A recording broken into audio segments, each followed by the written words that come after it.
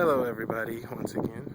It's been a while since I've posted my last video, but I've been asked by multiple people for a couple of things, so I was going to try and knock out the first of a couple videos that I'm going to post. This is my car. It's a 2012 Nissan. It has Texas medical plates on it, right here. You'll see these plates on anybody who is a licensed paramedic, EMT, intermediate EMT, and ECA in the state of Texas. It's pretty much the state of Texas showing the public that there are people that can help in the case of an emergency when there aren't emergency vehicles present. So say I'm driving down the highway, I do have an obligation to stop if I see an accident or any type of medical situation or fire situation, in my case, since I am also a firefighter in the state of Texas. So I'm a paramedic and a firefighter, licensed paramedic actually. In the state of Texas, the licensed paramedic just means that you have a college degree in health, or the health profession.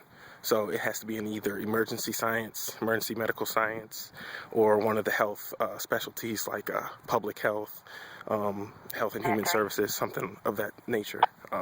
I'm actually getting my MPH at this point, so I'll be certified in public health as well. But yes, I do have a 360 setup. You are required to have a 360 setup in the state of Texas. Your lights have to be visible by 360 degrees is what that means. Meaning if someone's coming, I'm coming through an intersection, I have to have lights on the side of my car as well as in the front and the back. And that's what this setup accomplishes. I have right here in the front, that's a single from Extreme Tactical Dynamics. These right here are a little hidden. They're on both sides. This one on the driver's side, one in the middle, and there is one on the passenger side, hidden right there. These are CPS Authority T4s. I think they work awesomely.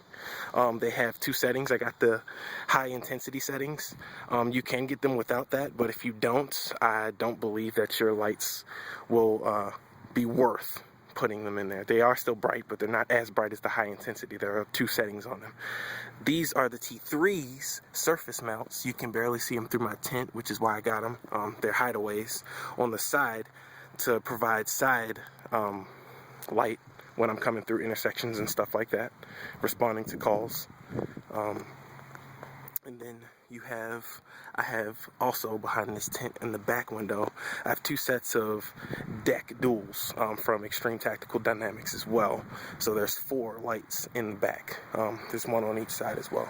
So these lights provide me with 360 degree coverage. I do have a Carson siren in here. It's a Defender 351, and it is wonderful for what I need it to be. It's a 100 watt. I was thinking about getting a 200 watt, but actually here there's not much traffic, as you can see a lot of the times when I'm responding to calls, so the 100 works perfectly for what I need. That was just a synopsis of what they look like hidden and off.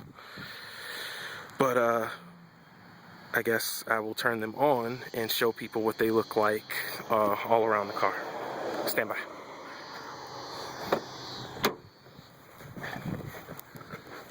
In here, this is what the inside looks like. I do have everything pretty much wired so it's not in my way in the car.